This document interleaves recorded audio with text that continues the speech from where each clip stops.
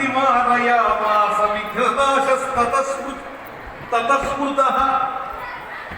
దేవతలకు రాక్షసులకు జరిగిన యుద్ధములలో ఆ దేవతలందరూ నీ కుమారుడైనటువంటి గణేశుని స్మరణ చేశారు. వాళ్ళ విఘ్నాలన్నీ పోయినాయి కాబట్టి నీ కుమారుణ్ణి ఏమని పిలుస్తారు అంటే విఘ్ననాశక. ఆ విఘ్నాలన్నీ పోగొట్టేటువంటి విఘ్నేశ్వరమ్మ నీ కుమారుడు. ఈ రోజు ఈ పరశురాముని చేతిలో ఉన్నటువంటి ఆయన దంతం చిన్నమైంది కాబట్టి ఏకదంతుడని పిలుస్తారు. అధ్యాయం దేవి రామేణ కుఠారేణ నిపాత్య దశనందైవతో ఏకదంతః కృతః అమున.